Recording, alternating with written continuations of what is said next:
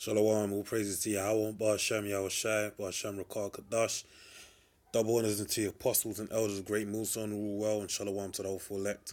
This is prophecy and news, and this article is from the Guardian. It reads: "The age of rage. Are we really living in angrier times?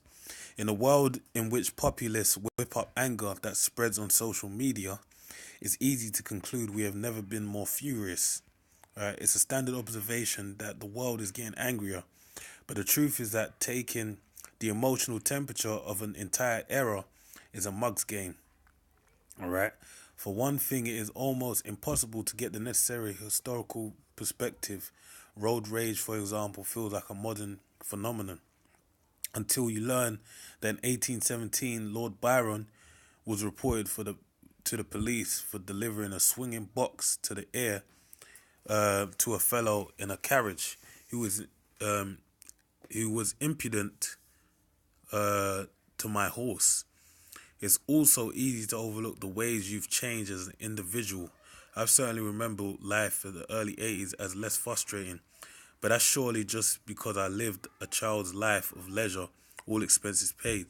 Still, the best data we have suggests that overall we indeed are getting angrier. So all that BS that was spoke at the beginning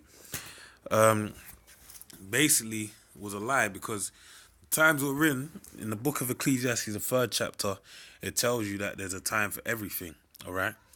And we are definitely, evidently in the time of war. You know, it says a time of peace and a time of war. We presently, in this day and age, are in a time of war, basically. So, this is what their statistics say, 22%. Last year, 22% of respondents around the world told the Gallup organization they felt angry, a record since the question was first asked in 2006. And let's remember, if you go on comment boards, on the surface, especially, let's say England, for example, that's the best example I can use, all right? Um, it's a very passive, they're very, the culture in England or in the UK, United Kingdom, is very passive, and especially in the South, London, for example, is very passive. You won't they don't like, they won't even open their mouth to say excuse me if you're in their way. It's totally passive. But it's funny, I listened to a podcast today, and they said basically, racism in America would be like, this is extremes of it. A cab driver might just not pick up black people, or might even speak on the fact that I ain't picking up no niggas because of X, Y, and Z. Over here, the cab driver will just drive by you. That's the form of racism that exists in England. So now, with the rise of I said all that to say this. Now, with the rise of racism, with the rise of the internet, a lot of people they can hide behind their PC, their laptop, their iPad, or their phone, mobile phone device, and they can present themselves as behind the avatar of someone else, and basically vent their true anger on the web. They can really be who they are. Whereas culture and the rise of PC culture, political correctness, doesn't allow you to vent that anger.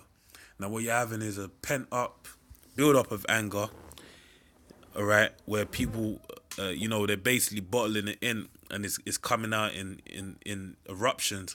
And that's why you see, after Obama being in office in America for 8 years, he turned around after so-called great strives in political correctness and equality for all. You turn around and the man that's inaugurated into office is Donald Trump, DJ Trump, all right, who came in with great racist rhetoric, man. So it shows you the turning of times. People are getting pulled back into that demon. Well, Esau Edom, the red Hebrew Edomite, who today is known as the so-called white man, is being pulled. He is embracing his true state of being a devil towards Jacob, all right, and a devil in general. So, you know, reading on, it says, and something else even harder to measure feels like it's different as well. It's as though our anger is curdled, gone rancid. As a society, we seem not to express it and move on, and that's the point. That's what they definitely do.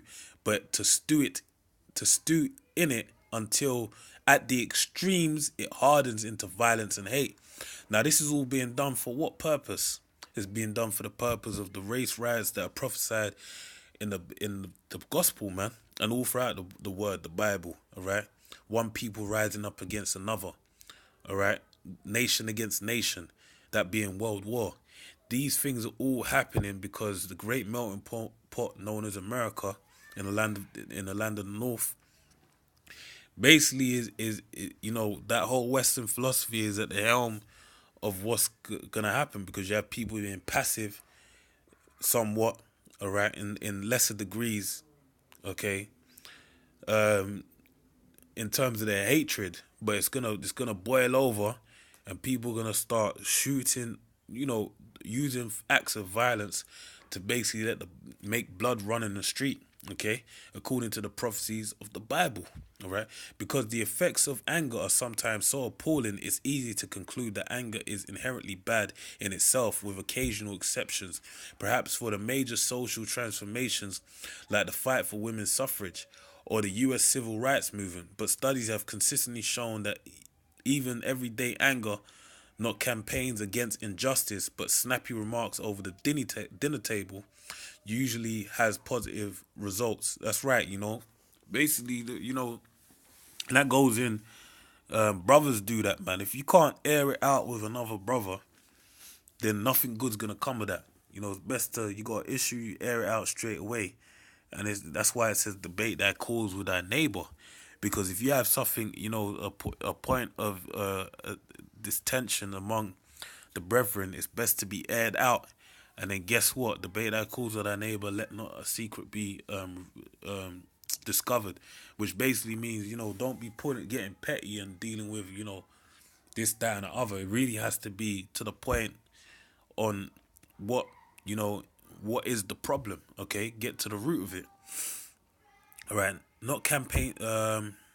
Usually has positive results. Pioneering work in the 1970s by American researcher James Averill confirmed in the years since found that non-violent expressions of anger generally help people understand each other better.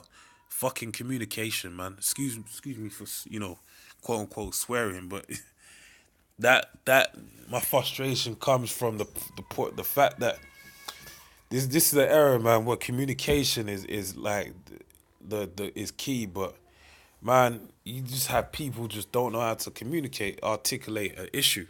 All right. Um, When an angry teenager shouted about his curfews, parents agreed to modifications as long as the teen promised to improve his grades. Charles Duhigg wrote in The Atlantic recently summarizing Averill's findings. Even the enraged wife's confrontation with her unfaithful husband led to a productive conversation. All right. So, I guess this goes into some psychological, you know, shit. But the point is the times that we're living in, it's angry times because the Lord and people have this pent up anger, and it's gonna light up, man. All right, as you see these matches, once the Lord, in Luke, the Lord says, "What be I if the fire be not already kindled?" All right, because the Lord cometh to bring fire upon the earth, but what be I if the fire be not already kindled?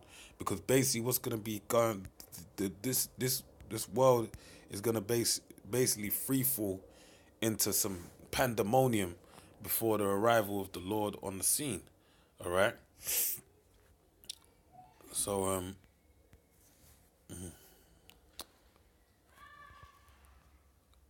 okay, let me um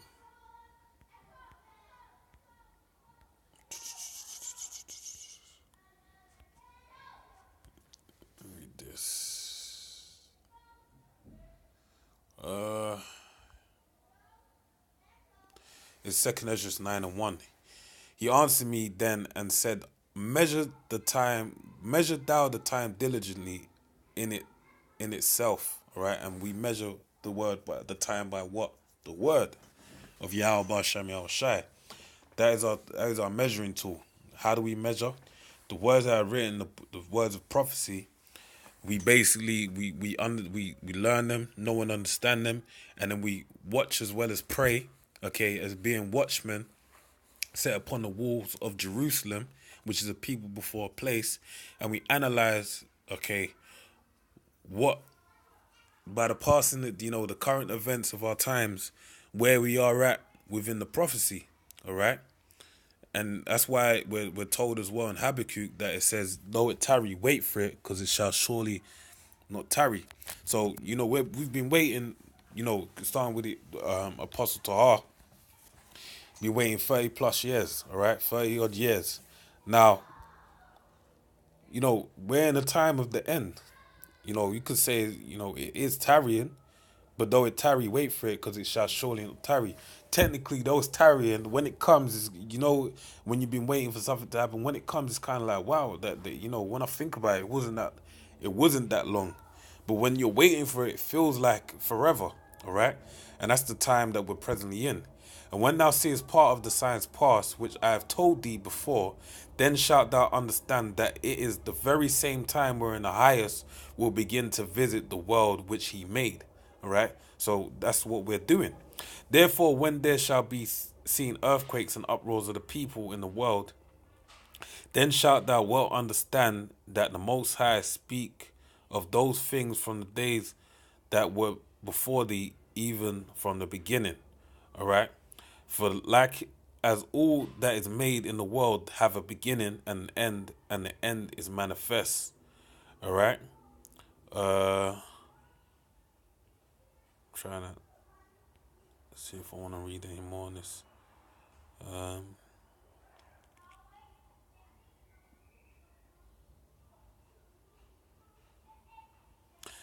Okay, that's the point. But the reason why I read that is because oh man, let me remember. Salakia, man. My mind just went blank, man. But the uproars of the people, all right, and the measure, all right. You know what? I know what I wanted, but I read that, and that's on point.